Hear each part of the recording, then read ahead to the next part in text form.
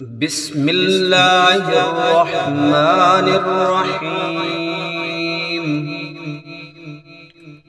سورة الفلق مكية. بسم الله الرحمن الرحيم.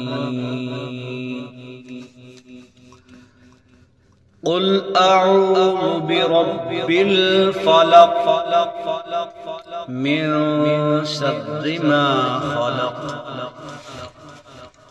ومن